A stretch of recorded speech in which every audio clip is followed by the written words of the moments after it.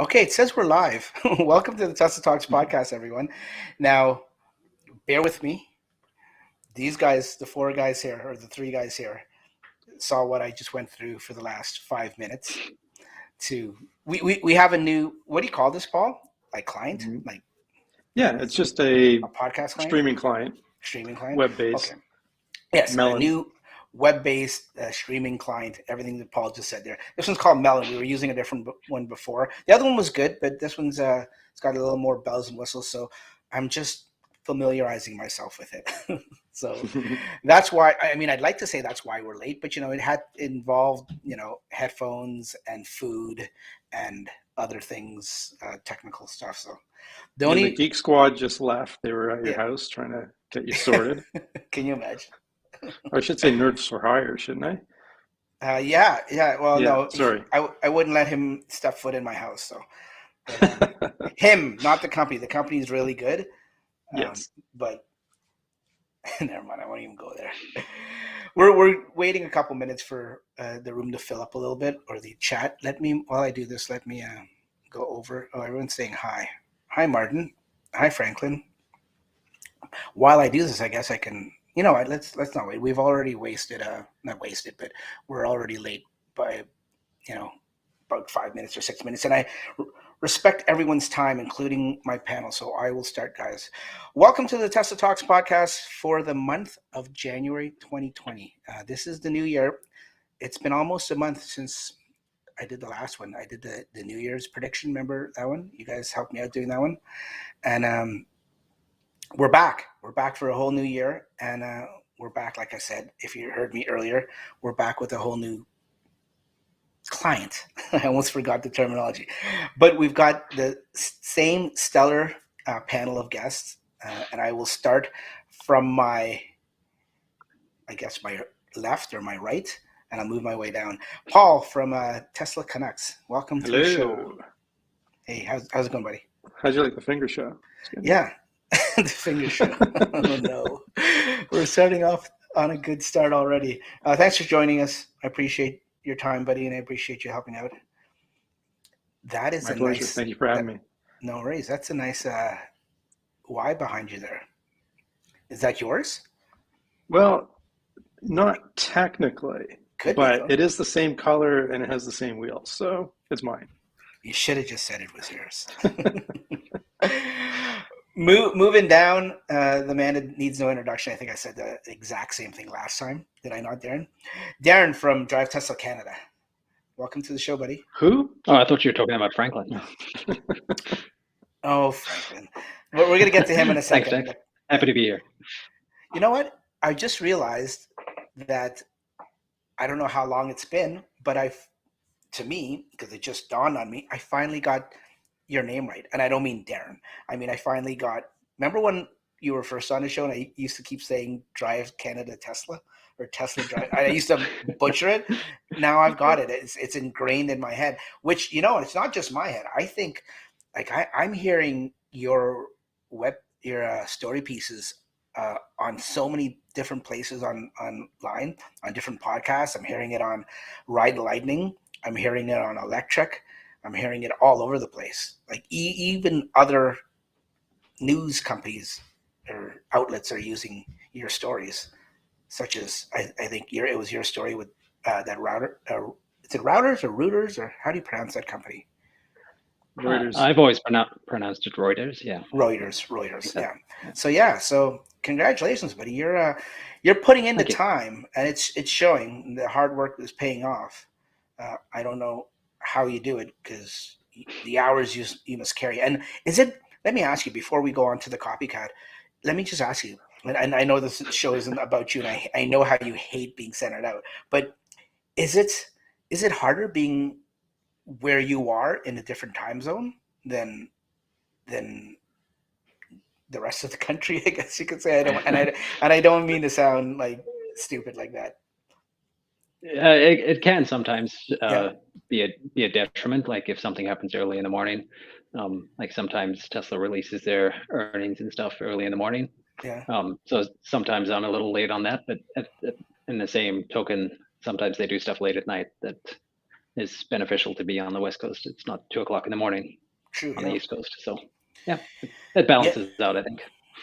That's good, and it obviously helps with your headquarters in California. And I wonder how if Texas. that'll. Yeah, I was gonna say. I wonder if that'll change. Is it officially Texas now? Have they officially Yep. moved? Oh, that's right. Well, They they've did. officially registered as being based in Texas. I don't think they actually have built their Okay, what so is they going have. to be their headquarters. They just take up office space in Giga, Texas right now. Yeah. Okay. Well, I mean, I hope they have room in that place because it looks pretty tiny. They might have to cram Yeah. themselves. And last but not least, Franklin.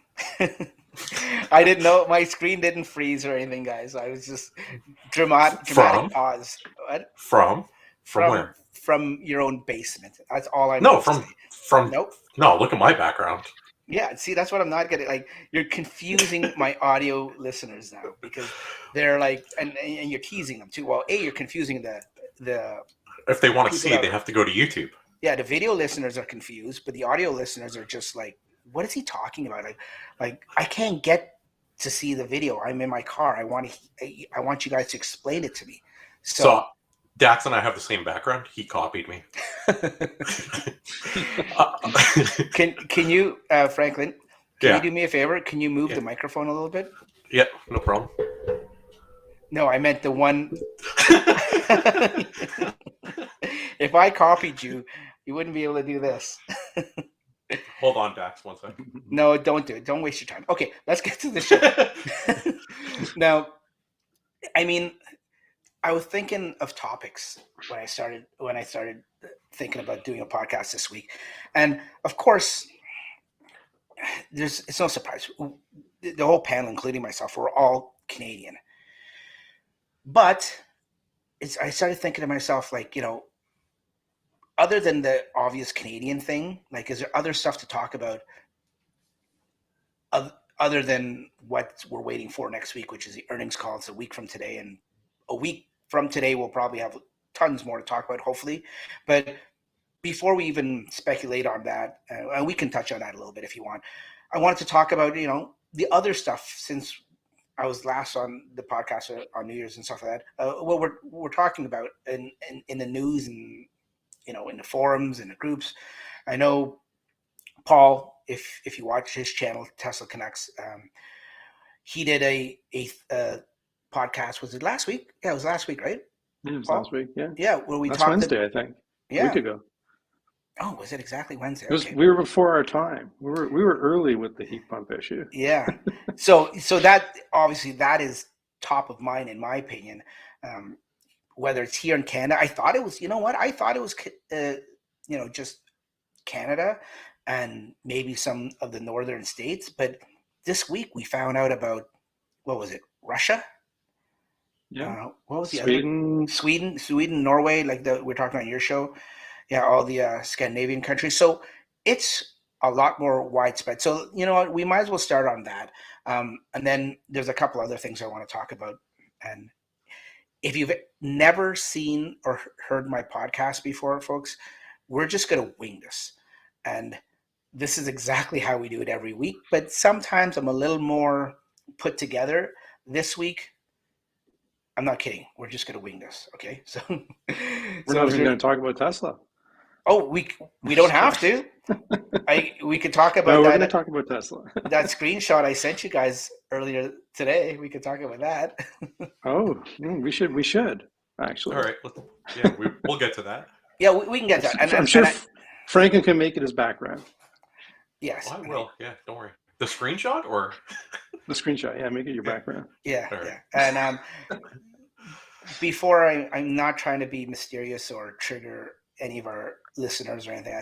What we're talking about, what the screenshot, and we'll get back to the news in a second.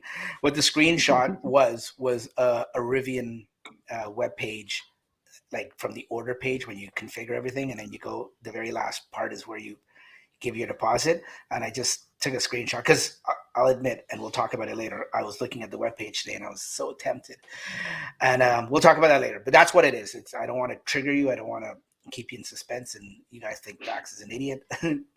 But let's get back to Tesla. Let's talk about the heat pump issues. Anyone jump in? Let me I guess set it up first.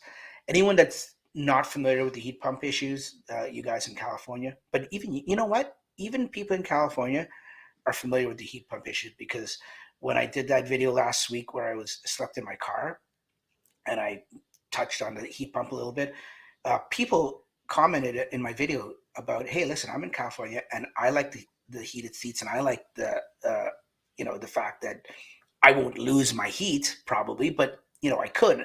If I do, I'm not going to freeze, but it's an issue for them and they're aware of it, right? So, I mean, maybe not an issue as it is for us in terms of being in peril, but it's an issue all the same.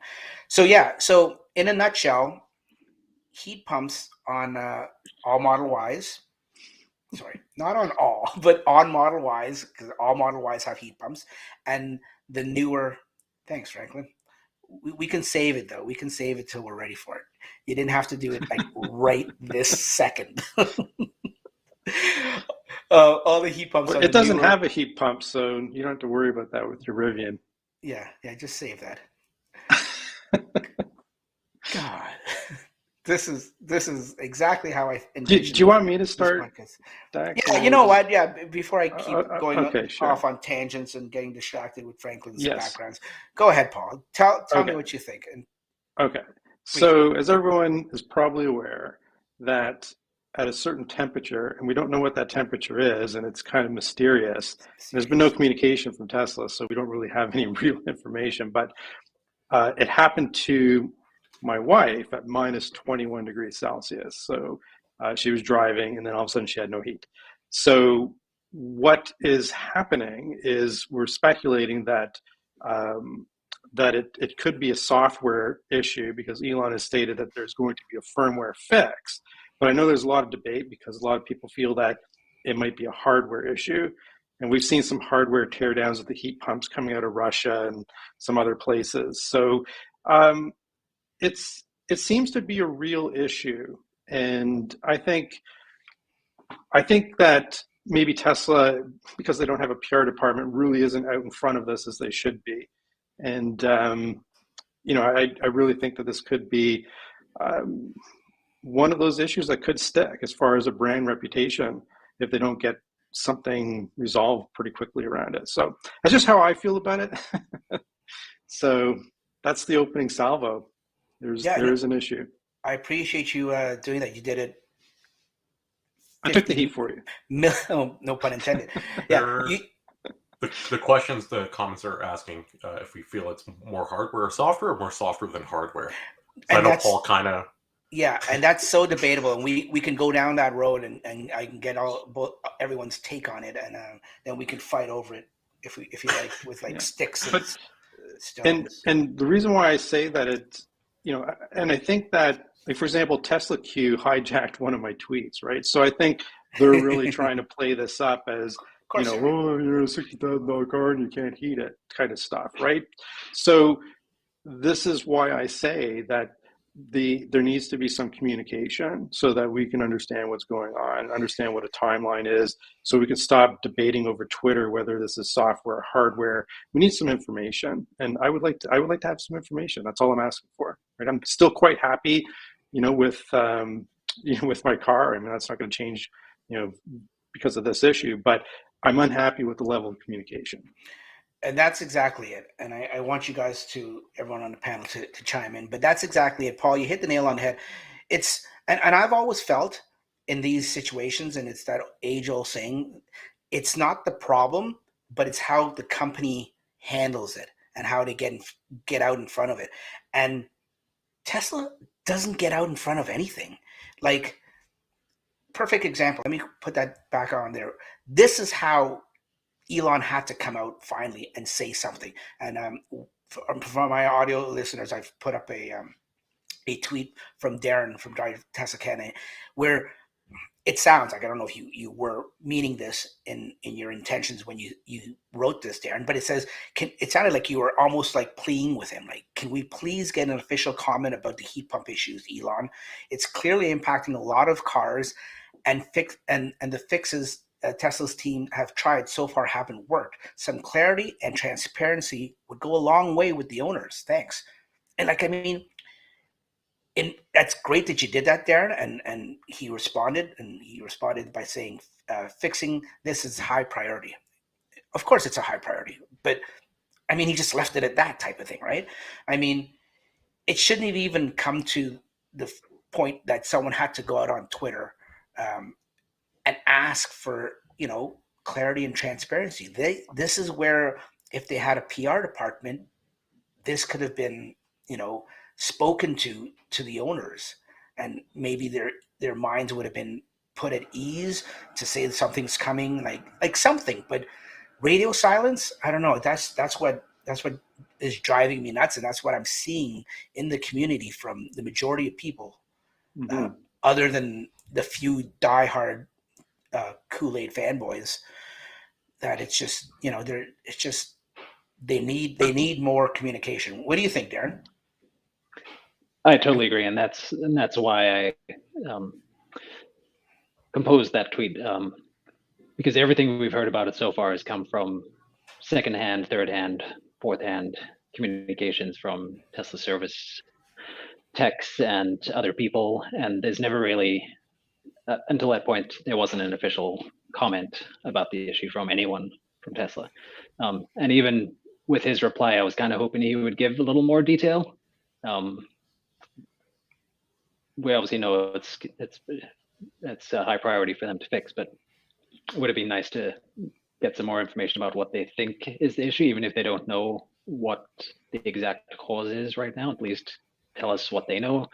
And then, yeah, I was kind of hoping for more. He did follow up with that tweet about the calibration valve or something. But other than that, I was hoping for a little more information. But it was something at least. If you look at the follow-up, right, because I think this is a really big problem, because now the mystery, and like, I was looking at my Twitter today, right, it's like, well, which software releases the fix? Is it .8? Is it .10? Right, like, even down to, like, there has been some follow-through on his tweet, which is, to say that .10 is the fix everyone's waiting for. Something just simple like that, right? Yeah. But here we're still, we don't know. I remember we had that debate in that chat group, right? Like, not a debate, but we were curious ourselves. Yeah, it's 8 it? It's 10 it? It's 7 it? Like, Franklin, what do you think? I think it's a combination of hardware and software. So they're trying to use software to limit the problem, but obviously there's a hardware issue. I think the problem they're going to run into, and I don't know anything about hardware, I'll be very honest, but I imagine that once you get the problem, it's hard to fix through software, because it's, from what I understand, something floods. So you're not going to get that unflooded. But I could be wrong. I have no idea. So I could be talking out of what, but I'm not a hardware person, so I'm not sure. But the fact that they're confident they can fix it through software is promising. Just as you guys mentioned, there's been, 3 updates now with supposed fixes? And I know someone on the latest update today that they're commenting that they still have the problem. So, which we don't know what build it is, right? Which is problematic. Like you guys, he should have gave a little bit more information, but yeah, even if they didn't want to include it in the release notes, which I can kind of understand, because not everyone's going to have the issue, but they could have sent a message to some of the cars directly, or through the app, send a message to owners in cold climates, which that's information they have at their disposal. I think just something as simple in his tweet to say, hey, it's coming in version whatever, like give it a version number. Well, he said it was, he said it was rolling out too, and there was no update rollout after his tweet. Like, I was hoping that the fleet would have a massive update. Well, I found that didn't really.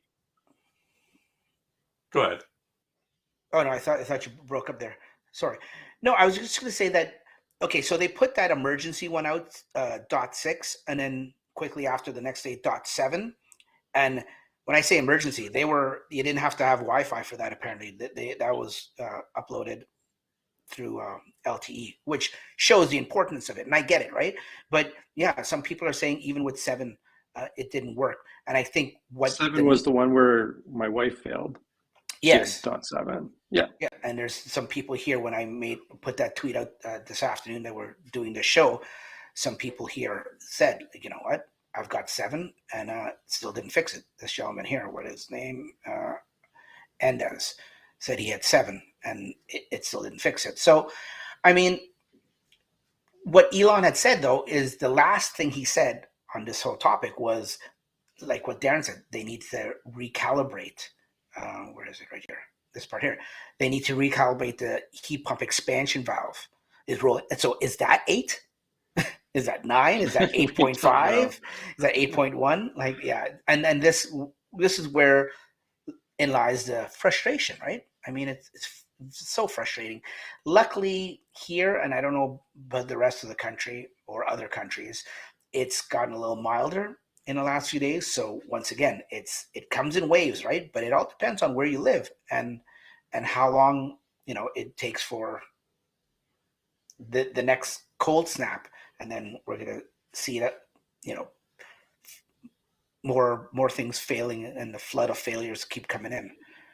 Well, I've heard from several owners who, when we get past this, like once we know what it is and all this kind of stuff and it's fixed, or maybe there's, I don't know, a few other software updates before that happens.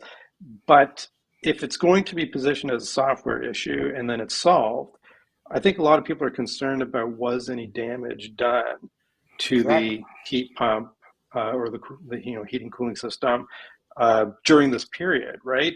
And I had posted to Twitter a video of what my wife's Model Y sounded like when this was happening, and it was like a jet airplane standing next to it. Like, so I'm a little bit concerned about that, and that's part of also what I would like to see in a communication is like, don't worry, folks, everything's fine, nothing was damaged if you had this issue, or yes, it was damaged and we're going to do a recall and we're going to replace the heat pump, right?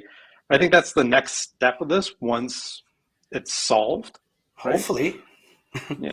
I think the service centers are getting flooded too, because like Spencer left a comment, his service appointment was delayed by a month for it. Because I had service come to my house actually last week, not for the heat pump, I don't have one, but it was for my horn. They changed twice now, 3 times. Just kidding. Yeah. Well, see, I don't know.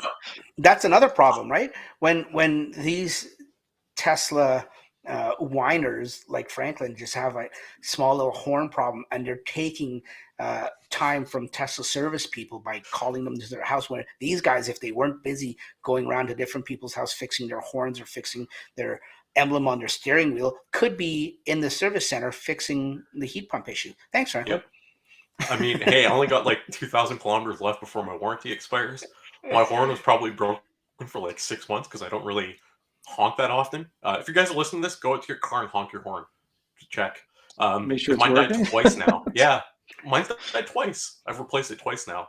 Yeah, that's but not, anyway, that's not uncommon. No, I was talking to my. Then I'm gonna have to go check now. Yeah, I was talking to the mobile service tech about the heating issue, and he said that they're flooded with calls for it, and that's the mass majority where they're changing, but they're not sure themselves, and they're basically talking out to California, and they're saying we're not sure what direction we're supposed to do because we keep changing them, but they're popping up faster than we can change them, right? Yeah. So it's a huge problem for them as well. It's not just like, I mean, the customer obviously is the biggest problem because they don't have heat, but it extends to service, right? So people like myself who want their horns changed can't do it because you guys are being selfish with your heat. What? What did you say? Let that sink in. I know. You trying to turn the tables on me there from me land basing him there. But once again, I probably sound like a broken record, but it all goes back to communication and like let us know. Like Paul, you were saying, like after this is all done and over with, hopefully they figure it out and we can get past this. Are they going to come out and are we ever going to find out what the problem was? I don't know. I can't see that being Tesla. I haven't seen it yet as that being Tesla's way to come out and say, yeah, this was the problem. This is what we needed to fix.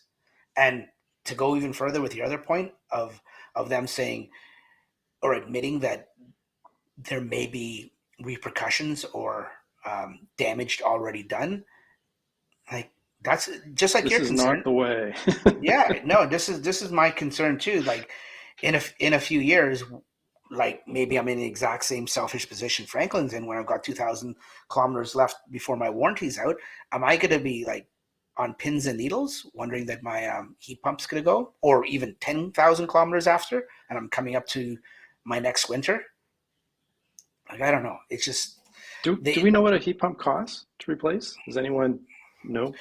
Well, I've seen some in on my Facebook group and in some of the chats. I've seen some of the replacement costs where they've replaced everything, not just the heat pump, but they've had to replace other manifolds, or I don't even know if it's a manifold, but other parts of the plumbing or whatever.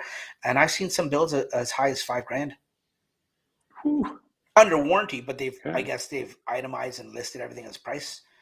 I know, and you know what also makes this really, really strange? I know we're concentrating on the heat pumps, and it probably is, but in my group, I've seen a handful of OG original Model 3s from 2018, like the old one, like the one you had, Paul, the one I had, the one Franklin still has, and their heating systems, their HVAC systems has failed too this year, and they're out of warranty.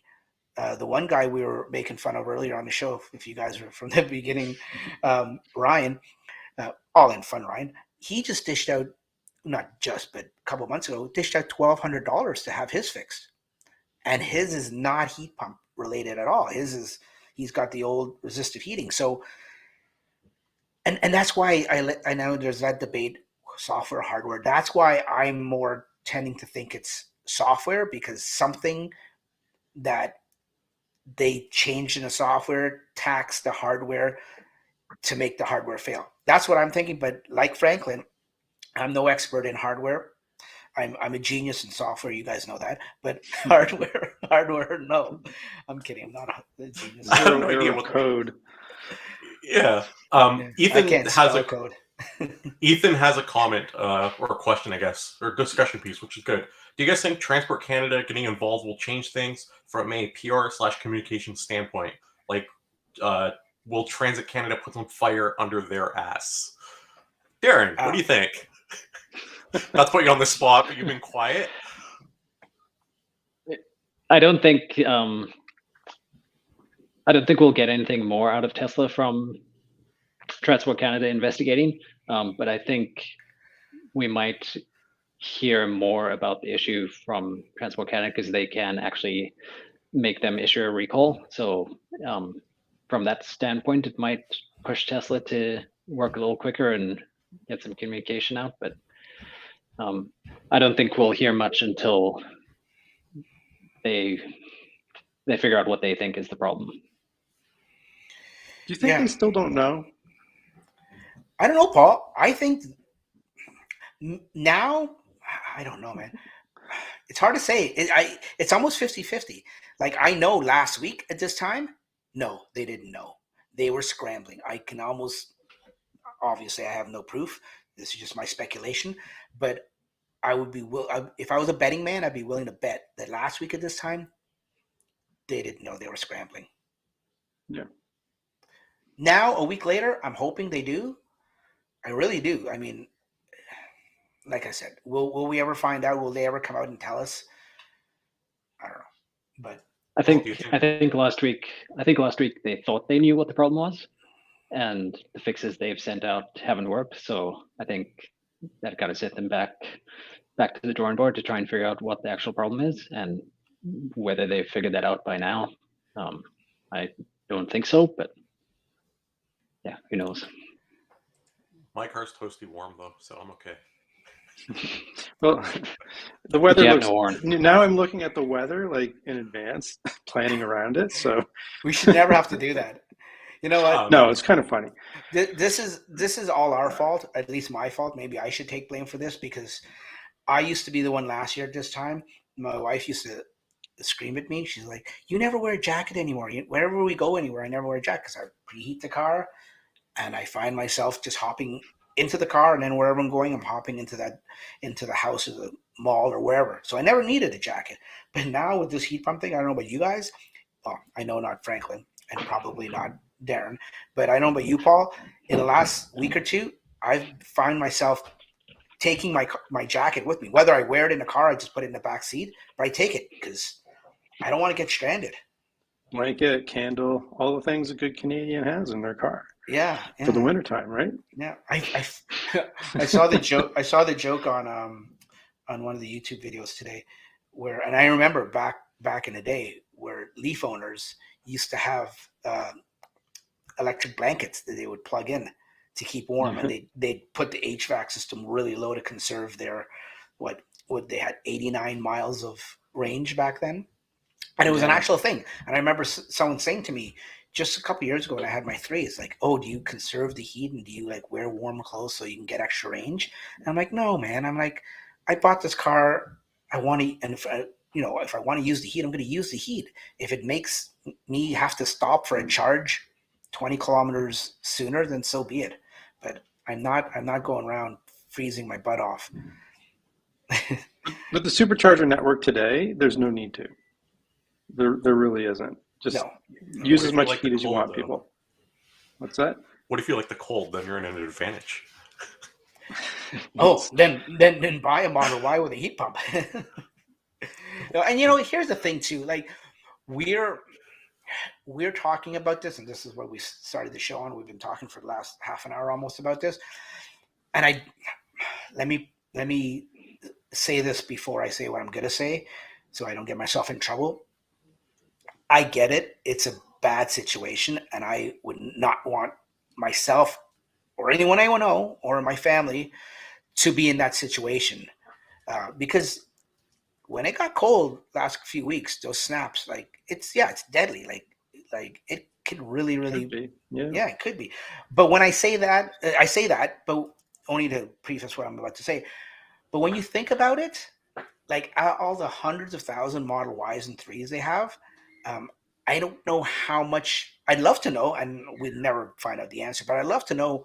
And I don't think it's percentage-wise, it's that high of cars that are failing. Still not taking anything away from the people that did, experience it and had to live through it. But on the bigger scale, like if you take the scalability of it, I'd be curious to know if it's even like 1%.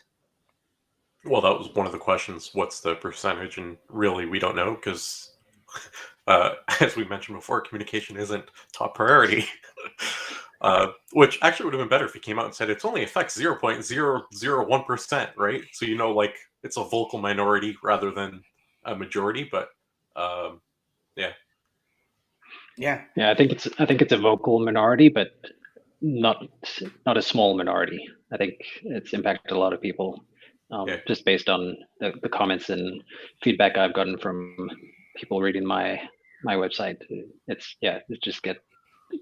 when I first put out those articles a week or two ago, it's just flooded with comments from people saying, "Oh, it happened to me today," and then the next day, "It happened to me today at -21," and just lots of having it. Do you have any articles you have up? What's that? Do you have like 4,680 articles published by now? That's funny. Now, but back to the number of people affected, right? So if it was a software issue, wouldn't you think that everybody would be affected by it who's driving these temperatures? Like that's where I'm trying to see where there's a correlation, right? It doesn't sound likely to be a software problem then if it's only affecting a small percentage of owners. Yeah, I thought about that, Paul, but the same could be said, well, if it's a hardware, they'd be going and they'd be able to find the batches. Like Tesla would know, right, by the VIN numbers. Maybe they do. Yeah. Well, yeah, it could be. It could be that they know and they just don't want to do a massive recall because they know that it's a bigger amount of people, so they're trying to band-aid it with software. Maybe, who knows? Yeah. I mean, Tesla's not small like they used to be, right? So they're like a big company now. So I could see that. I mean, I hope not, but I could see that. And this wasn't one of the topics, and I don't mean to like nail you guys at the last minute with this, but this whole customer service and this whole thing's going wrong, and how it catches in the media and stuff like that. It brings up what I just put on the page there, on the screen there.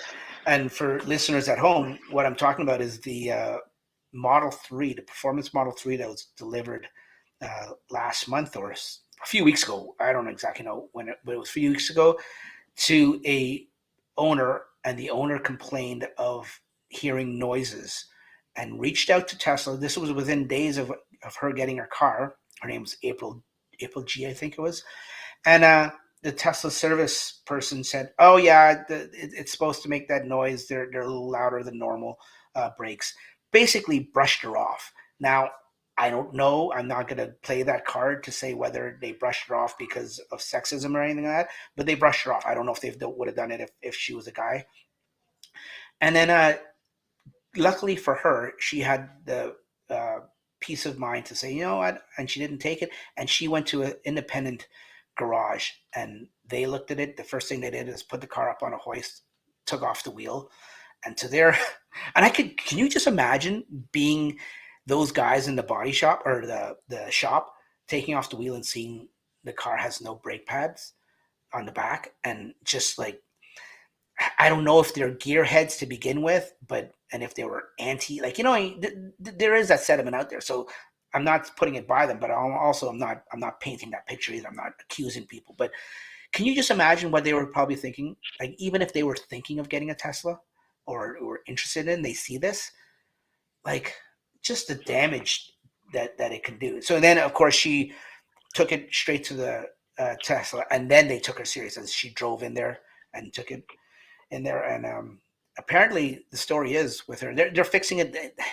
And here's the other part of the problem is they gave her $100 in Uber credits and didn't even put her in another car. They did eventually. I asked her on Twitter. She got a loaner 5 days after. 5 days, yeah, 5 days. And 5 days. Apparently they're going to pay for 1 month of her car payment, which I think they should be doing more than that. I'm not asking for blood from a stone or anything.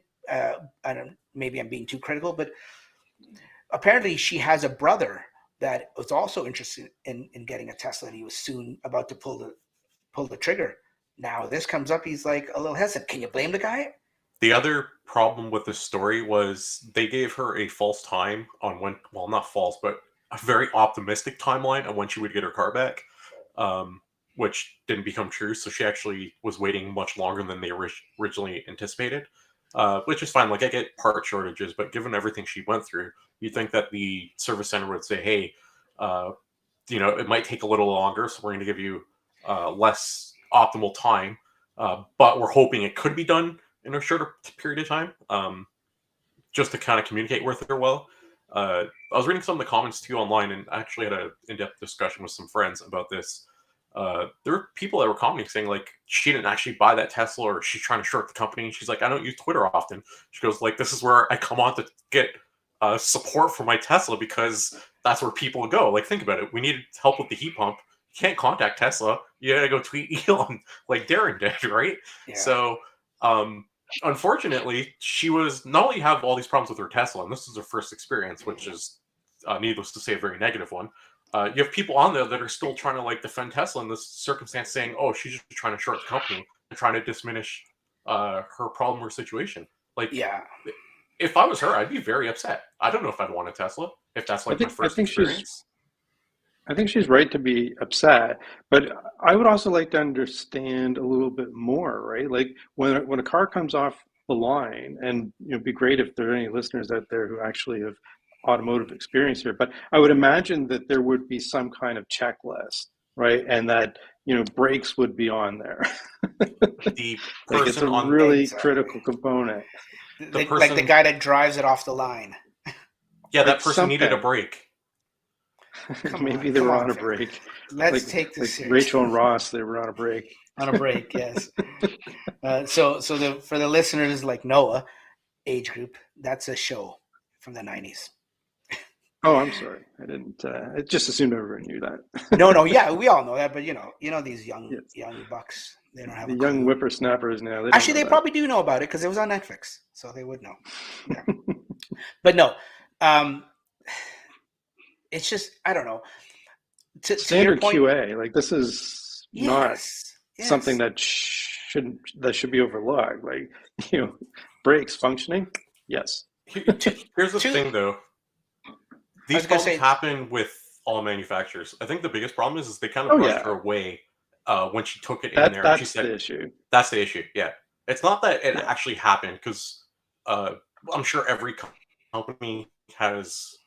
I'm sure people ship cars with worse missing parts. It's how they dealt with it after the fact, and it's what we were saying before. It's not necessarily the problem; it's how you deal with the problem, right? Exactly. And that's my point. And that goes back to that point. And to give her $100 in Uber credits and send her on her way. And then to your point, when you were talking about, the part shortage and everything, listen, how many thousands or tens or hundreds of thousands of Model 3s are they? Okay, performance might have different brakes, as we know. Okay, but how many thousands of Model 3 performance cars are they pumping out every month? You mean to tell me they couldn't stop the line and grab a pair of brakes or a set of brakes, a whole system or whatever, and then ship them out, or not even take it off the line? Like go to the box where they have them, where they're putting them on before they put them on the car, and put them in another box and ship them out overnight to wherever she is, that service center. But to have the car sitting for weeks, like maybe they're trying to do an internal investigation. They can do that, but they don't need the car to have that done. Darren, what are your thoughts? Who knows, like with just in time inventory systems and stuff, who knows, maybe that'll screw something up. But it's certainly a viable idea if I were in some kind of a management position within Tesla, right? But anyhow, sorry, go ahead. What do you think, Darren? I think I agree with what you said earlier, that it's more about how they dealt with the issue, but also the fact that Dax was just saying they've made hundreds of thousands of these cars, and this is the first time it's happened that we know of. Things like this happen every now and then. So in the grand scheme of things, not a huge deal, but like I just said, it's how you deal with the problem that is more important. Like these bigger, richer companies, I mean, not richer, but these bigger companies like Ford or GM, if that happened, they would probably get that person in the dealership right away, or head office would come down and say, sign here, this NDA that you don't say a word, your car is now for free. You know what I mean? Like if that's what it takes to fix the problem and not have it released to the masses. I mean, I know with social media these days, it's hard to do that. But if they had got out in front of this wasn't even a topic anyways. Well, here's the thing. Tesla has a demand problem. They have too much demand where this one-off situation doesn't really matter to them. So they lose a customer. Big deal. They have so much backlog of people that want to take delivery of her car. So for them, it doesn't matter. They don't have to take care of her. But eventually go ahead. I'm not saying it's good business. I just think eventually it might catch up to them, or will catch up to them. Oh, definitely. I was going to say, but if that's what they're thinking, yeah. But if I know you guys were saying you'd pull a part off. When I got my car in 2018, I have friends that damaged their car, and they waited half a year for parts because Tesla was ramping up. And I feel like as Tesla ramps up, their service parts never ramp equally to the ramp of manufacturing. And it's been a issue since I've gotten my car. So, yeah. Oh, they've gotten a lot better, buddy. Since we got our cars, if you got into an accident or something and you needed parts, yeah, you were waiting a long time. Now it's... Oh, no, it's better. Don't get me wrong. Yeah. But it's still not... there's always room for improvement, right? Yeah. Okay. And you know what? Once again, folks, if you're joining this podcast for the first time or you haven't been here in a long time, we're not an anti-Tesla.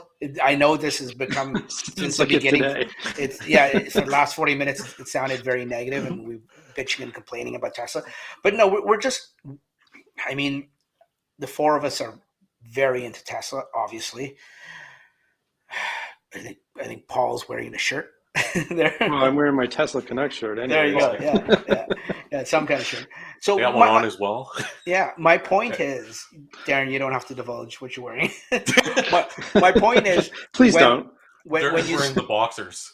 When you see people like us that love the company and love where it's going and stuff like that, when you see us taking the time to vent and complain, it means something. It means that something's really wrong, in my opinion. Anyways, moving right along. What was the next topic? Hold on, let me see what my next topic was. Okay, the 4680s. We know. Okay, we're switching gears here. This is going to be more positive and rosy.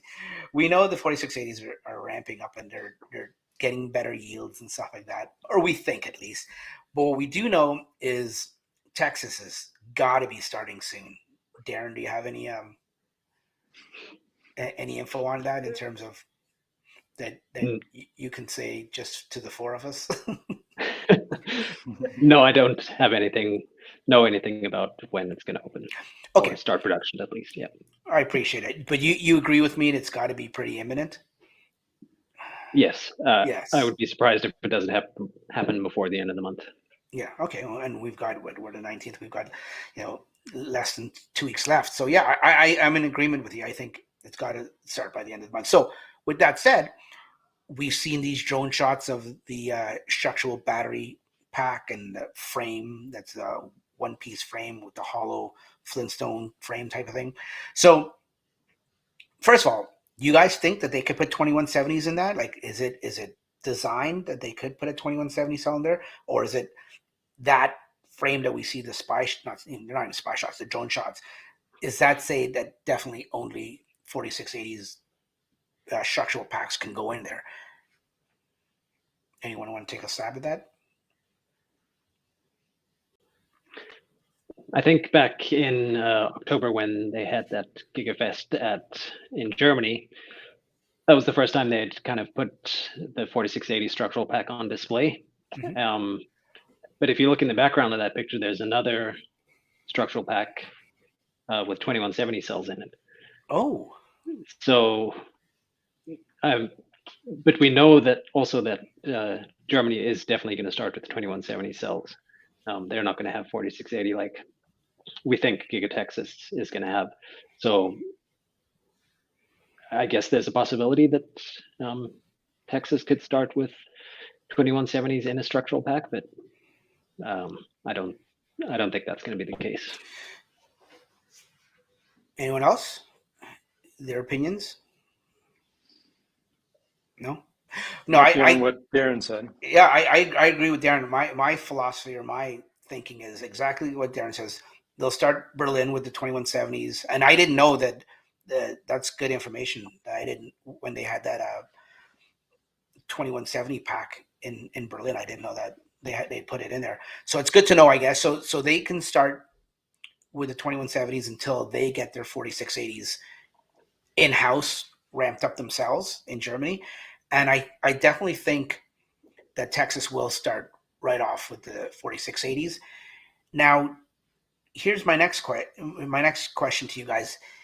What do you think? Do you think they're going to put, and I know it's going to be some time to ramp, so it's not going to be like opening day, they flip a switch and they're going to be putting like a car every 10 seconds off the line.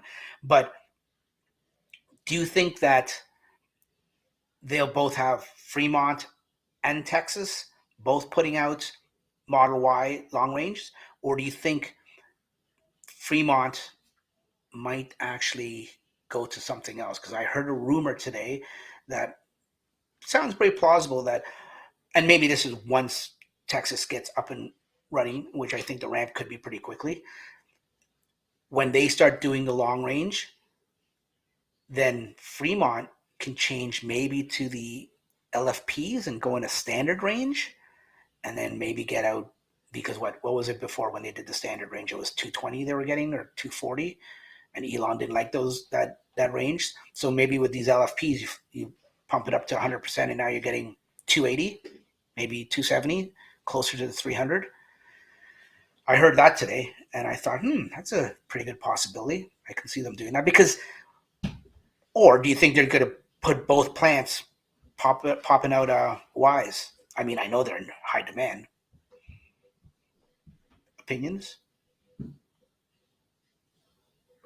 So you're suggesting they're going to bring back the Model Y rear-wheel drive?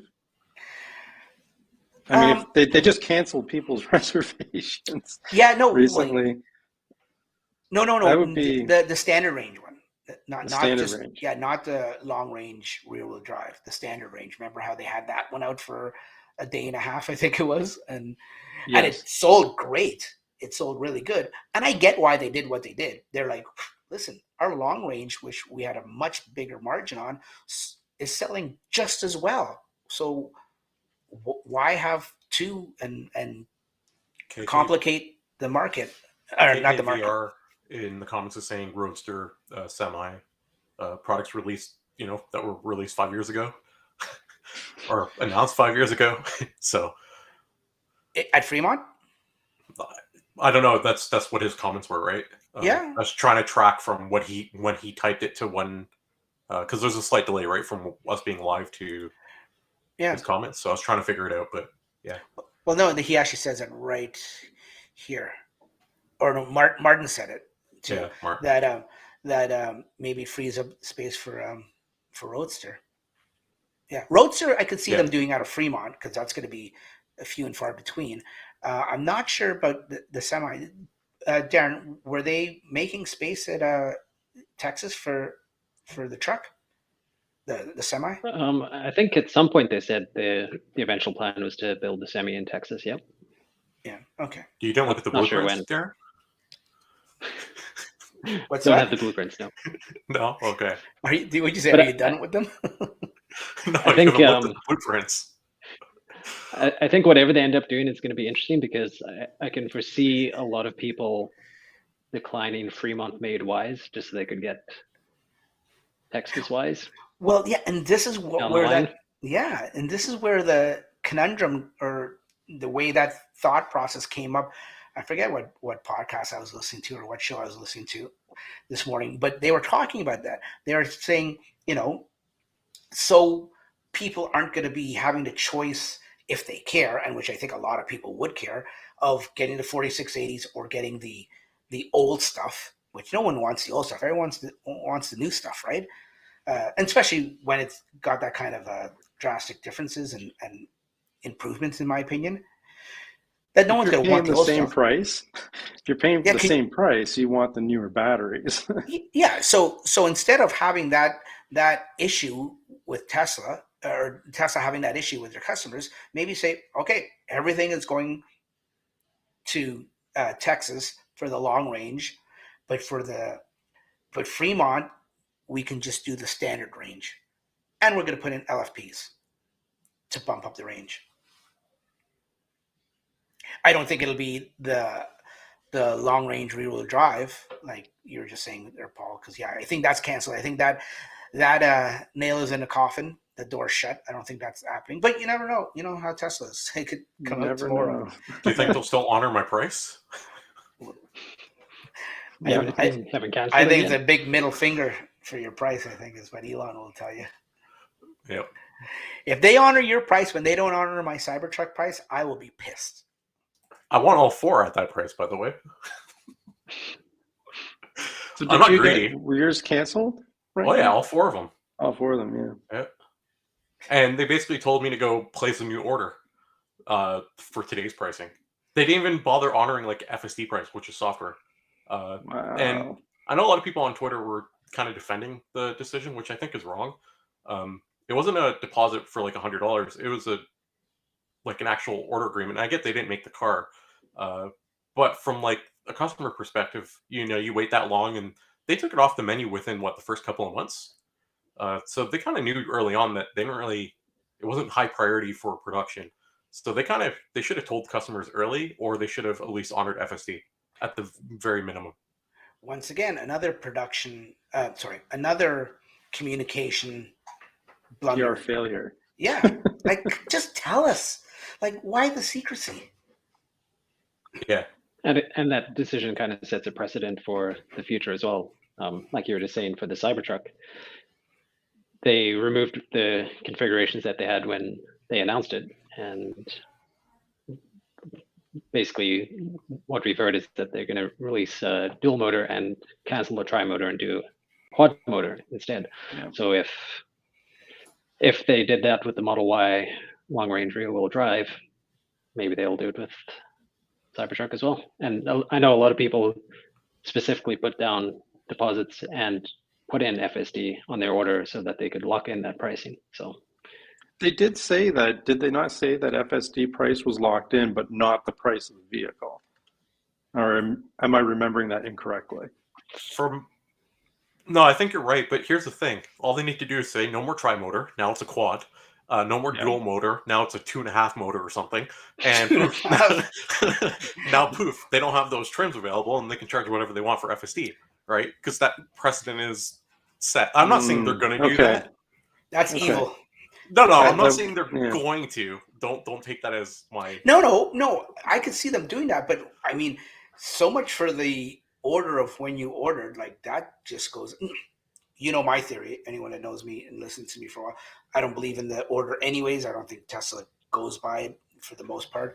But there's going to be a lot of pissed off people because I know so many people that I ordered in the first 10 minutes. I'm going to get my truck on day one. You're not getting your truck on day one. I keep saying that. You're not getting your truck on day one, Paul. No, I keep saying that I am, but it's usually to rub salt a little bit, but I don't expect anytime soon. There's a good point that brought up in the comments too, but there's a point there was no trim you can just order. But yeah, you're right, you're not ordering a trim. Well, I guess you're still locking in your price. I don't know. I'm kind of conflicted on that comment now. Because what was FSD on the Cybertruck? 7,000? 6 or 7 Canadian, I think, yeah. Yeah, 6 Canadian. Something like that. Something like that, yeah. I don't know, you know what? I don't know. Even if they did honor the price, and it came out next year or the year after, and we can talk about that because I know Franklin has an opinion on when it's coming out. I don't know if I would actually pay for it. I definitely won't pay 7,000 for it, Canadian. I would. For what, FSD? Yeah. I don't know. Without hesitation. I wouldn't pay 16,000 Canadian, but I would pay 7,000. 7, okay. Wait a minute. What's 7 with tax here in Ontario? KKVR is asking if the Cybertruck will be subject to luxury tax for the quad motor. If it's over 100,000, it will be. Yeah. Which is 20% over 100 or 10% 100 plus whatever number is lower or something, or 20% of the full value, or 10% over 100, which number is lower. That's what it is. Something like that. Yeah, that's not confusing at all. But you know what? It's like. Go ahead. It's not confusing. So say it's 200,000. Let's make the math simple. 200,000, which would be 40,000. Like 10% over 100,000 would be 100,000. So it's 10,000 there, or it's 20% of the entire car value, which would be 40,000. So it's the lower of those two numbers. So on a $200,000 car, your luxury tax would be 10% of 100,000, which would be 10,000. So it's 10,000. I'm not sure that's correct. Yeah, that's correct. Because I just did the math for different. I thought it was. Isn't it the higher? You pay tax. You pay the lower of the two. Oh, I know. I was not shocked much of too. a tax then. I was shocked as well. Like it's government based, and they so want wait a the minute. lower of the two numbers. So if you buy a you're still $100,000 paying car, tax. You're still paying tax on the first 100,000 as well, though. You're getting extra tax on the amount over 100,000. Yeah. This is just above and beyond your sales tax. Oh yeah, this but is nothing on to do top. with that. This is just an additional 10,000 the government just takes. Well, like back to Dax's Rivian. I mean, it's 90,000 Canadian and it's quad motor. So there you go. There you go, Dax. Cue your background, Franklin. Now you can put it up. Okay, you were saying, Paul? Let's do this over. Well, look, I mean, this might happen, right? Because if it's delayed, if Cybertruck is delayed further, and a lot of the trims are going to be subject to luxury tax here in Canada, and you've got another option here, which is quad motor, 3 seconds to 100 kilometers. It's looking pretty good. right? Compared to, maybe the quad motor Cybertruck, if that's going to be over 100,000, which I expect it to be. The quad, yeah. What do you guys think the dual motor will be here in Canada? Any guesses? Or maybe, Darren, you can just tell us what you know, so we don't have to guess. No, I don't know anything. Him and Well, Elon if you are still think coming up with the the pricing dual decks. motor, yeah, we're still in discussions. If you think the Model Y dual motor is right now 76.9 in Canada, I have a hard time believing it's going to be lower than that. Yeah, there's no. I've had a little discussion with myself, and I have come to the understanding that it's not going to be 70,000, and we've moved on from that number. The debate now is just with myself, of course, is what that number is going to be. Is it going to be 90? It's probably be above 90, if I had to guess. I think above 90, eh? Above 90, yeah. For the dual motor, right? Yeah, correct. Yeah. Yeah. And then the quad motor is going to be up there, probably 120. Yeah. Would be my guess for the quad motor. Plus, when they start Canadian off, funny money. yeah, exactly. We're all, just for clarity, we are talking Canadian currency. So, but if we were talking US, what, 70 for the dual? No, you got the conversion wrong. I think it's like 7,000 or something. What? Thanks, Paul. At least you got the joke. Yeah, I got the joke. Anyways. Anyway. It's my show. I'm going to kick you off if you start making fun of me. It's too late. No, I know. No, not you. Him. Okay. He deserves it. Yeah. He's So, okay. No, so 90,000, move out of the way there, Franklin, for a second. Mm-hmm. Move up a little bit. What's the price of that Rivian? Wow, you got yourself right out of it. I didn't mean that, but like, what are you, bewitched? There you go. Okay, so it's 90,000. 90,000 even. That's With 90, quad 92. motor, right? And that already comes with a quad. It only, they say, 480 plus kilometers, which is like probably close to 300 miles. If you convert the actual EPA, it's 518 or so Canadian kilometers. Really? Okay, because on there it just said 480 plus. Yeah, so the Canadian measurement whatever isn't in yet, right? But in the US there is an EPA rating for miles, and if you convert that to kilometers using math, it comes out to 518. So they're lowballing the 480 here. Okay. Yeah, what is it in the States? Like 314 or something miles? 318 or something? Something like that, yeah. Okay, good to know.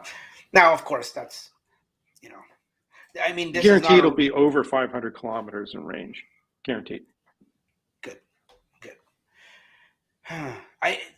This is a Tesla show, but like we've talked about on other podcasts, we can talk about other EVs. It doesn't just have to be Tesla. Usually is, but there's nothing wrong with talking about it. And Rivian's a very good company, and they've done very, very well. They just got to get this ramp thing going. And, the way I look at it, sorry, I just want to get on my soapbox for a moment, is that I look at it in terms of we need to get more EVs on the road.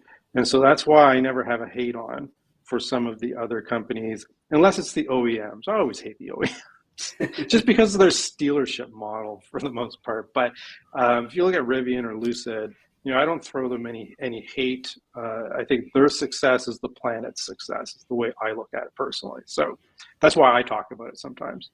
Even the legacy automakers, even them as well, converting over is still positive, right? It's all a net positive, in my opinion. So yeah. Mr. Montemuro, hopefully I didn't butcher your last name. Another possible topic, or I guess this question: do you think AMD processors taking up more battery power than the Intel chips? I read about that. Where are you looking at? That was in Australia, and they used the LTP or TLP or something like that, which is a very liberal standard for your range. So, perhaps it made a difference with that measurement, but I haven't heard of that in North America. I can't imagine it being that big of an impact, right? It was 22 kilometers, I think, if I recall from reading the story. Okay. I'm not sure if that was on Drive Yeah, and then Tesla Canada. Did you cover yeah, so that one, Darren? I actually published that. I did, There you and go. I got a read lot it. of flack from. I got a lot of flack on that one because no one wanted to believe it because at that point Tesla hadn't officially commented on the issue. I got an internal email that went to service centers in Europe because the configurator there dropped the range by 11 and 12 kilometers, I think it was, depending on the wheels. And so they explained to service centers there that the range drop is because of the AMD chip needing more power. So once I published that, people just commented, "Oh, you don't know what you're talking about. There's no way that could draw more power and reduce the range by that much." And then Tesla obviously came out with that note for owners in Australia. Go ahead, Dax. I was just going to make a smart ass comment. Go ahead. No. Sorry, Dex. I'm trying to keep up with the comments as well. So they came out with that note in Australia for buyers that were accepting their orders, just like they did when they switched to Vision. Like when you got your Y, you had to accept the fact that there's no radar. Owners have to accept the fact that they have slightly less range. But like Paul was saying, I think it just comes down to the different rating schedules. We know that cars have been delivered in North America with the AMD chip, and no one's gotten that same disclaimer. What are the advantages of the AMD chip? They're not using it right now. I don't. Oh, sorry, Darren. Go ahead, Darren. Yeah, keep going. No, I'm done. Go ahead. Okay. Well, I was just saying, there's no real massive advantage for AMD chips currently. In the Tesla? Yeah. Other than just snappier interface. I'm surprised to hear Franklin say that. I'd like to know more. Yeah, he's being facetious. He's being coy, obviously. No, I'm being serious. Like, until they utilize it, there's no advantage of having it. Faster browser? Yeah. Do you know how fast I can browse if I had that? Yeah, that's what I mean. It's a faster UI, right? The browser's bugged, though. I feel like even the chip won't. The chip won't help. Yeah, my browser's crashing all the time now. Yeah, the browser needs to I don't even use it anymore. Oh yeah, it's terrible. Yeah, but when it first came out, it was great. Not the original browser, not the 2018 browser. No, the one where they went over to Chromium. Yeah. No, the 2018 browser is when I coded a website to just browse Reddit in that browser specifically for that browser because of how slow it was, and I still want to read Reddit comments and like discussions. So I like scaled down the whole entire website and recoded Reddit. Yeah, fun times. Let's get back just before we wrap this up and put a bow on it. Let's get back to the Cybertruck predictions. We'll know next week, hopefully. I mean, if all this happens and next week's earnings call comes up and Elon comes up and gives this product roadmap and he doesn't say anything about the Cybertruck, I will snap. I don't know about you guys. I'll be a little disappointed. But is it safe to say we're probably not going to get anything this year? Now, once again, this is all going on something they didn't say, but it's something they didn't say, it's just something they took out of their website, which I kind of agree with. But remember, at the end of the day, this is as Tesla folks what we're my prediction. Since we're talking about predictions, my prediction is not 2023. I have a feeling that they're still ironing out some of the design elements of the truck, right? Like the windshield wiper, for example. But could be other things, right? Around, things that need to be done to meet compliance standards, right? There might be a bunch of things that they still need to do that could be causing the delays. So I don't think 2023. I think I don't think 2022. I think early 2022. Okay. How about for Canada specifically, Paul? 2025. Okay. Really? No. That's what Franklin says. Yeah, I said 2025 as well. Yeah. Did you? It's never Franklin. It's never been a whole year later from a launch of a new model. that Canada had to wait a whole year. And this is when they were coming from California. Now they're coming from Texas. Well, I mean, it's got to be closer, right? I mean, it is closer. So it's got to be sooner, right? I'm tempering my expectations. So when So you're thinking 2024? 2025 for 2025 for what about Canada. for US? 2020, like middle of 2023. So a year and a half. Year and a half, yeah. And Yeah. my predictions, the reason why I predict what I am is because I'm mentally trying to like tell myself it's going to be longer, and then when it happens sooner, I'll be more happy. Yeah. Take it with a grain of salt. Yeah. Look, my predictions aren't like real predictions. Setting the They're bar for low. me. Oh, we know. Yeah. We know they're not real predictions. They would be going quicker if we weren't taking Darren's time. He could be like designing the fixes and stuff right now. Well, let's touch on that for a second, and maybe Darren can tell us what he does know, because it's just the four of us. No one else is listening.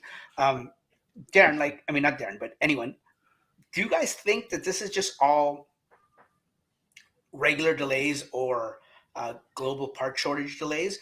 Or do you think, and here's my theory on it, do you think that when Rivian brought theirs out, which we knew what Rivian was going to do, really, but when they finally brought it out, the production, and then when the Lightning was shown and announced and all their features, and now the Chevy, was it the Silverado EV, just a few weeks ago was shown with their midgate and everything. Do you think Tesla's like, or Elon, because let's not kid ourselves, Elon here said, nope, we got to do what they're doing. Stop everything. We'll delay it. We got to do what they're doing. And back to their drawing boards and they pick their pencils back up? No. You don't think so? Elon doesn't strike me as a person that says, hey, look what they're doing. We got to do that. Elon's are you kidding me? No, I'm being serious. Elon strikes me as a person of like, he has something in his mind and it doesn't matter what the competition's doing. He says like, hey, this is how I want it done. And there's a lot of people like him. If you read like the history of Steve Jobs, Mark Zuckerberg, Bill Gates, Elon Musk, they all have a similar mindset where like they want something a specific way and it doesn't matter what others are doing. It has to be their way. So I don't think the release of other EV trucks are influencing what they're doing. I think it's he had his plan and he's sticking to his plan. They're just roadblocks in the way. There were things that came up around the regulatory compliance. Like, for example, I remember reading something about the design was not something that would work with pedestrian collision. And I wonder if that's Europe. It might have been Europe. I don't know if you know, Darren. But so they could be really having some issues because it's such a unique and different design, right? Well, I'd be curious what Darren actually has to say about that. Yeah. Well, Darren's always quiet when the Cybertruck topic comes up. If he could be that GIF where Homer goes into the bushes, back in the grass. That would be Darren right now. Every time this topic comes up. But yeah, no. What do you think, Darren? About which part? What Paul was just saying. Regulatory about the compliance, regulatory? The pedestrian collision issue that came out a while ago because of the design. I don't know anything about that, but I could see that being an issue just because it is such a different design than anything we've seen before. But yeah, I don't really have anything on that. What about your prediction? Know anything? Timeline prediction. Timeline, early to mid 2023. Elon has all along said things would have to go right for a 2022 start, after a 2021 start was delayed.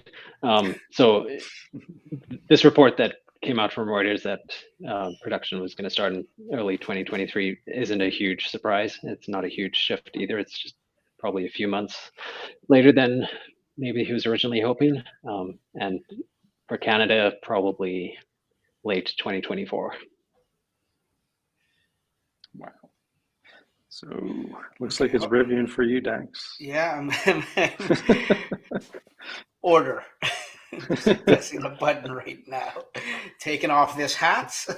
Can we flip topics? Because we're getting a lot of comments in the chat, and I swear I had nothing to do with this time around. Yep. They want to know about FSD Beta Canada. Jesus Christ, frankly. I can't look. Listen, go back and read the comments. I cannot. It's what the people want. It's what the people want, Dax. Okay, Give them what they want. I did not influence.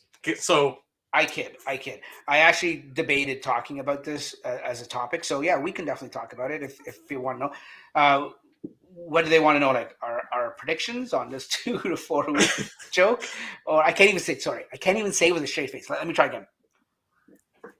2 to 4 week window. So we had a comment like early on in the podcast, and I forget who it was. I'd have to scroll all the way back up. They originally said, "Do we believe the timeline?" And then there's another one. Ethan said, "Do you think they'll give more information at the earnings call?" And then there was more comments. I was worried you guys were going to log off and pull a fast one before discussing it. So they really want to know what our thoughts are on FSD Beta Canada. There's not a good track record here. People equals MF. Okay, so listen. Normally, I do troll the comments, and I get people talking about it, so I can bring it up. Yes. This time around, I had nothing to do with it. Okay. Let's talk about it. We believe you. I was just kidding. Darren, what's your opinion on full self-driving in Canada in the next? I think given Elon's track record on timelines, 2 to 4 weeks might be optimistic. But having said that, I think the way he said it this time, it's a lot closer than his previous. It's coming soon, or it's coming in a few weeks, or I don't know. 2 weeks before. What's the difference between a few weeks and 2 weeks or 4 weeks? Can you translate that for me, please? No, I cannot. I don't know. Maybe it's answer. just me being optimistic, but this time it feels different. But I'm going to fail the whole, having to get 100% on a driving score. I just don't drive like an old lady. I'm sorry. I got no offense to old ladies out there. I've got such a unpolitically correct thought in my head now, but I can't say it. I got the solution for you, Paul. I'm shutting down my street to get the 100. No. I can see you doing that. Yeah, I'll too. come see you. Yeah. The problem is that you haven't thought this through properly, Franklin. The street where you live, Yeah. the residents in your city don't understand when a road is shut down. They'll go right through the roadblock. Yes, regardless of what you do. Okay. They want to know if it'd be released with version 11. Also, we need a new map pack. There is a map update that Green discussed on Twitter that is coming. I checked my car yesterday. Still 2020. Yeah. So Green said there was a map update coming. Whether it's version 11 or not, who knows? 2 to 4 weeks could be version 11. It can be version 12 for all we know. Well, wasn't this one the latest version, 0.9? Wasn't that early somewhat? Yeah. Came out like 4 or 5 days early. But I'm just saying, like, if you look at the timeline of FSD Beta Canada, it came out in October. In November, he said it's coming. Okay, this isn't about your campaign. No, nothing. I'm talking about Just Elon. giving the facts. I'm talking about Elon. Okay, I thought it was your hashtag. Sorry. No. The beta came out officially in October. In November, Elon said it's coming to Canada next month, which would be December, and that was the first wrong timeline. Then he said in February, a couple of weeks or something. That was the second one. And then later, the following year, November, he said hopefully next month. Don't do that, Dax. So all in all, we're up to like 3 incorrect timelines. So I'm going to hold my optimistic viewpoint until we actually see it. Really? I thought you would have been optimistic. I thought you would have hung your hat on the 2 to 4 for sure. I mean, how many times can you be fooled? Well, that's exactly it. That's what my whole thing is. Guys in the comment section, what do you guys, 2 to 4 weeks, thumbs up or thumbs down? Let me just know by a thumbs up or thumbs down response. Paul, did we get your take on it? Or are you just too beta? He didn't say which weeks and which years, so So Paul, you don't think it's coming in 2 to 4 weeks? Can I say I'll eat my hat? Like, will you make me do that if it actually does come into? Okay, well, I can't say that. I don't want to eat my hat. Will we see it in 2022? We will see it in 2022. I can go that safely. Yes. Oh, way to be so adventurous! It's in I'm playing it January. safe. We're in January. Okay. A lot of the comments around questioning whether it's going to be released in 2 to 4 weeks is around the weather, that it doesn't perform well in snow, but also the current version doesn't work in rain either. It used to, back in like version 8 or 9, they used to be able, used to operate in rain, but somewhere I think in version 9 or 10 they shut it off as soon as it starts raining. So for the East Coast, snow's the problem. For the West Coast, rain's the problem. Scottsdale, Arizona. Well, they, one of my friends was saying that he has a problem with rain. Obviously, it shuts off. He was saying that heavy sun as well affects it sometimes, where it shuts off. So it's very sensitive to weather. The worst part about this all was when Sunny California. Well, when Elon tweeted that out, saying it's coming in 2 to 4 weeks for Canada, I saw all the comments underneath because I was reading a whole bunch of them. People are saying, "How about the snow?" And so many Canadians were jumping in. We have no snow, and then like 24 hours later, we get a massive snowstorm. 2 feet of freaking snow. So all those people kind of totally jinxed our weather. But yeah, I think weather dependent as well. Will I be happy if we get it in 2 weeks, 3 weeks, 4 weeks, 5 weeks? I mean, if we get it in 10 weeks, I'll still be happy. Don't get me wrong, right? I don't know if it'll happen in 2 weeks. Okay. One last question before we go, because this is running a little long. Do you think we're going to have to do this stupid scoring thing? 100%. That's what you need. I'm out. Paul, you coming with me? You're out too? No, actually, you don't even have FSD. You're not. No, but I'd get this subscription. No, there's no subscription in Canada. Sounds like you're screwed, Dax. Yeah, no, that's fine. You know what? I only I'll come pick you up, Dax, with my FSD. No thanks. I don't want you to know where I live. I only missed FSD today. I put my car in the garage to see if it would. I haven't believe it or not, since I've had the car, I haven't put it in the garage. Cleaned it out, put it in the garage. I mean, I knew it would fit, but I just wanted to see if it would fit with the stuff, the current stuff that's in there, like shovels and snowblowers and all that kind of stuff. And when it was time to take it out, I really missed not having a summon it back out, which I had in my 3. That was up to now. I've had it since May. It's the only thing only first time and only thing that I've missed. What are you laughing at? With the exchange, we only have to get 70%. I might be able to do it then. Oh yeah, that's great. Sorry, I read the comment. I just burst into laughter. But it's true. No, I just wasn't expecting that. Or is it if we do the exchange, it would be more, wouldn't it? No, it'd be less. I'm kidding. Okay, you guys have any stories? Just before we do that, I just want to touch on a couple of things that has actually tell us has popped up. No, has popped up because of FSD beta potentially being released. Is one, the price increase, and two, so my mind's gone blank. Subscription. So when FSD beta was released in October in 2020, Elon said, whenever FSD beta gets released in other markets, within a week of the release, the price is going to go up. He hasn't said anything about a price increase, or he hasn't said anything relating to a price increase with the release of beta because it hasn't been released anywhere. But going on his previous comments, we should expect the price to increase within a week of whenever it does come. And then same thing with subscription. He hasn't said anything about it, but it is obviously available in the States because they have FSD beta there. So I would expect it to be the subscription to come either at the launch or soon after.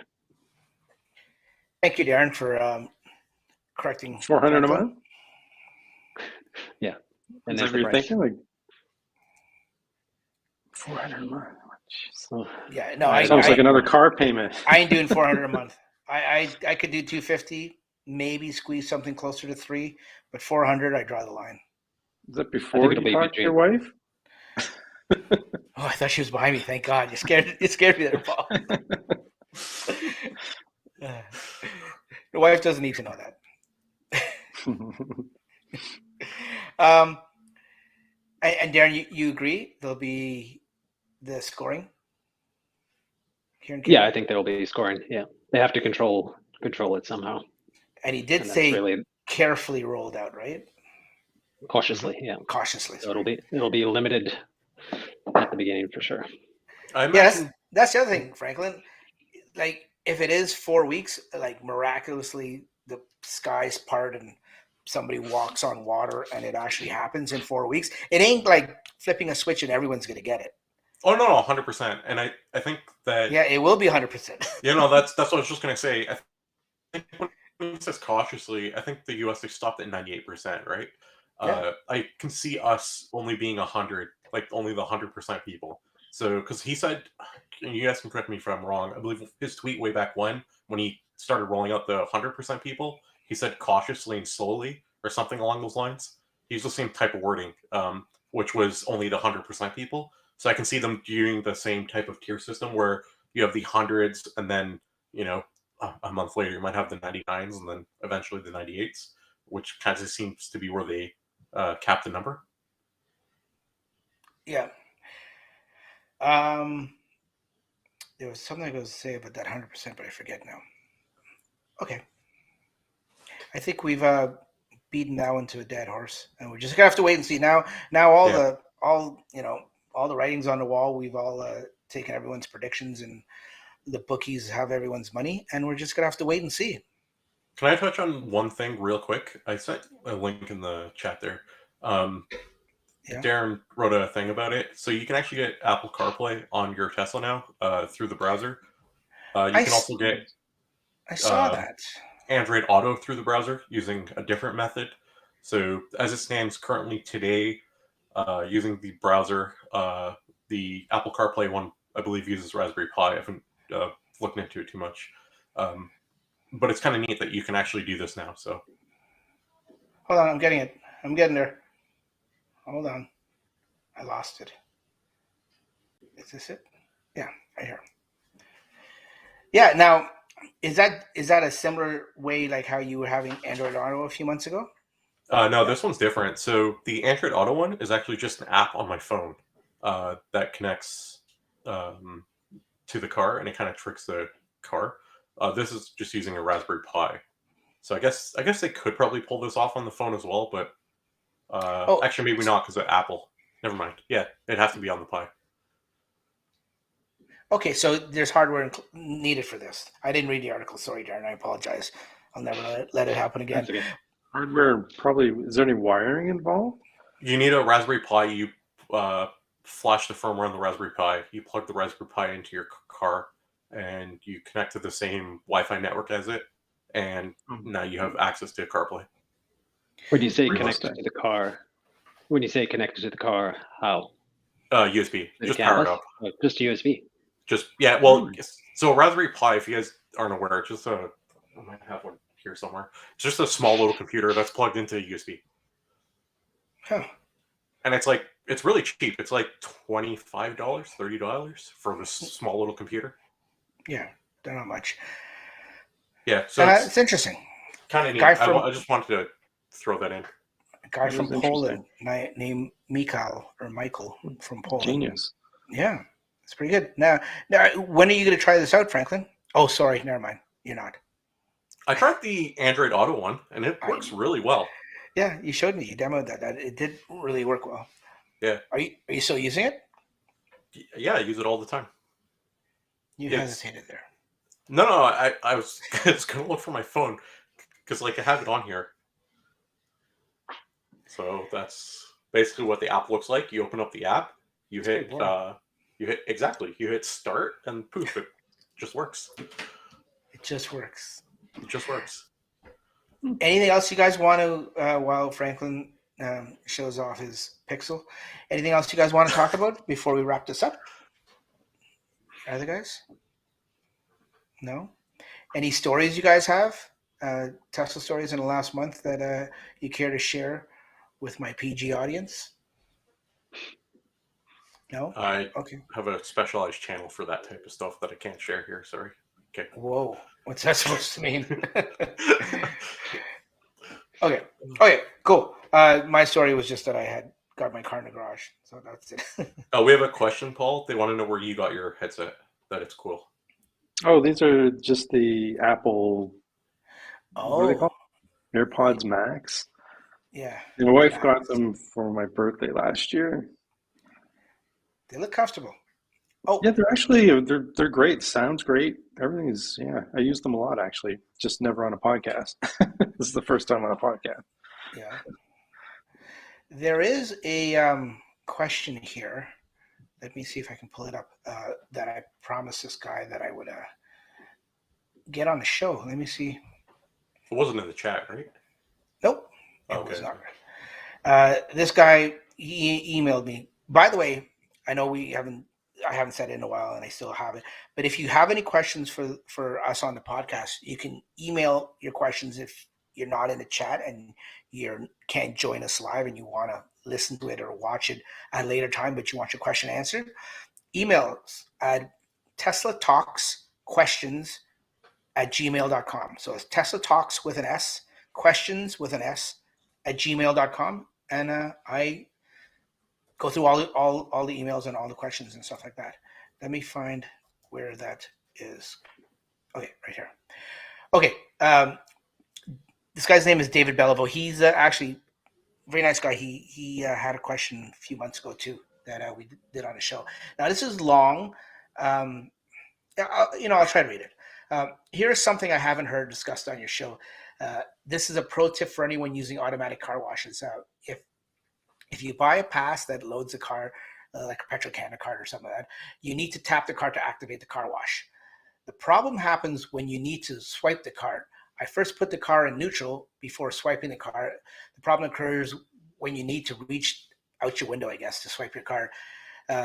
When you reach out, your rear end comes off the seat. I guess, yeah, because you're stretching, you're leaning, and I guess you take your weight off. It comes off the seat, and they automatically car shifts into park because it doesn't detect someone in the seat.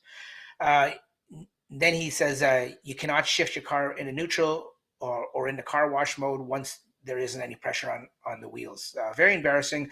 He says his pro tip, check this out, his pro tip is to get a telescopic extender and attach your card to it so you can swipe the card without accidentally putting your car into park. He just thought he wanted to share that so it doesn't embarrass him when it happens to ice people. So I don't know if you guys use car washes, those Petrocana car washes or Esso car washes, or any of the car washes down in the States where you have a card and you have to swipe it. I like the thought, David. He's from Ottawa, by the way. I like the thought, but I don't think you need to make an extender with all that kind of stuff.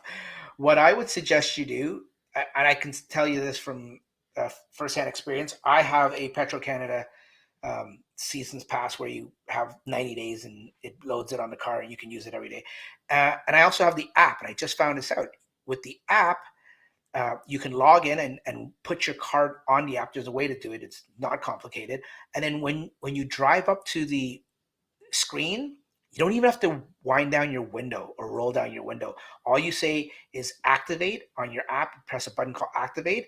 It'll ask you for a 3-digit code. You look over to your left on the screen of where the car wash is, and that will display a code. You punch in the code that you're staring at into your phone, and magically it works.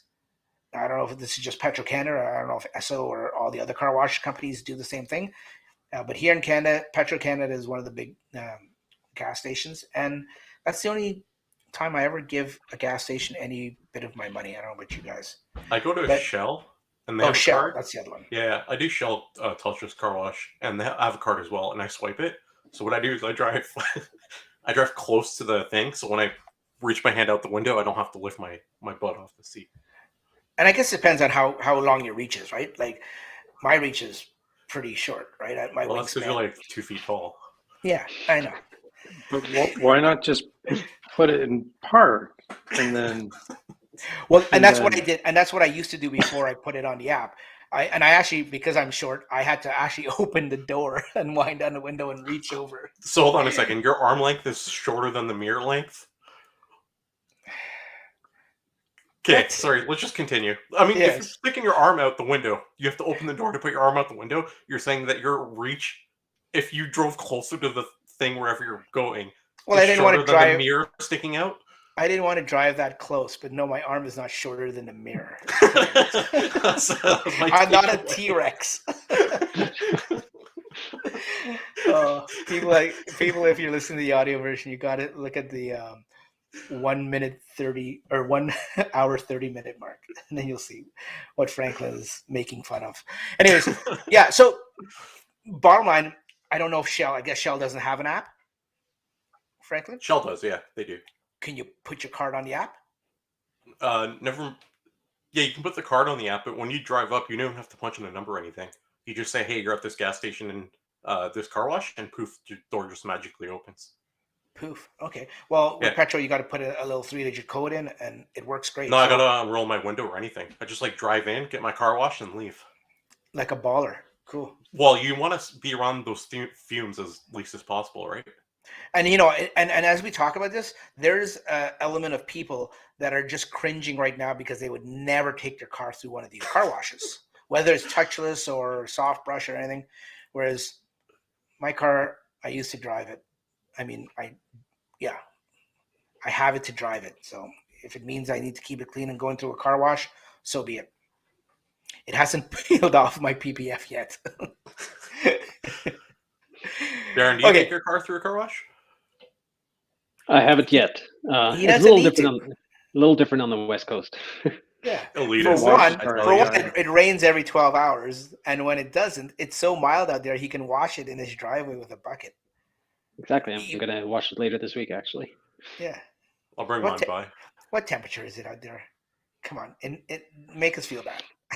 I don't know. We had our fair stretch of cold weather there with snow, but right now it's like 8 degrees. Oh, I hate you.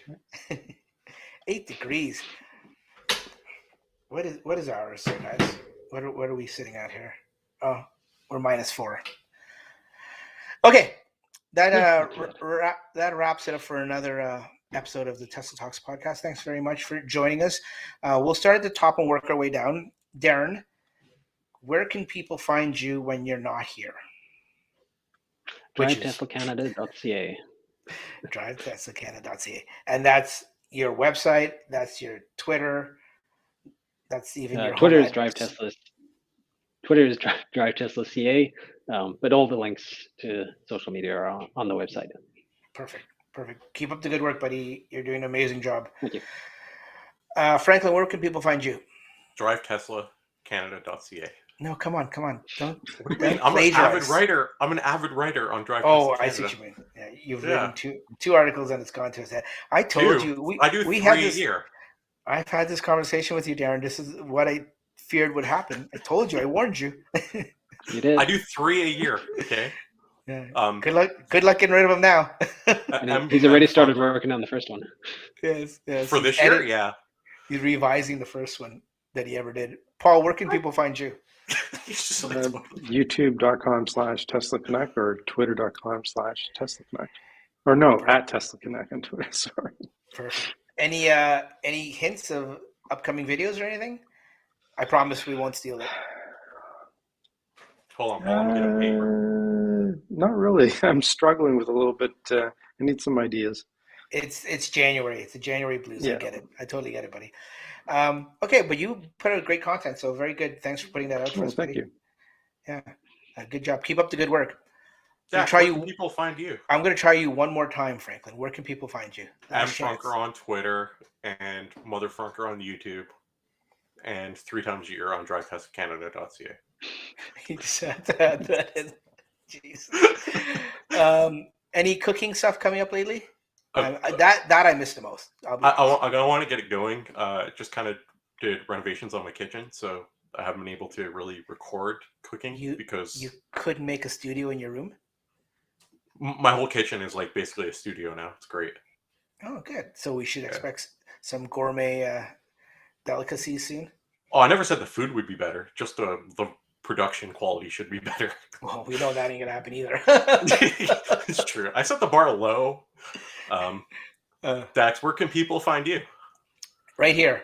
If you're watching this on YouTube, you can find it right here. If you're listening to this and the audio podcast, then if you ever want to see us jokers live, or not even live, but after the fact, go to YouTube if you're so inclined, and go to DaxM, one whole word, and you will find the Tesla Talks channel there. And then, of course, Facebook. And we had this whole problem on Paul's podcast.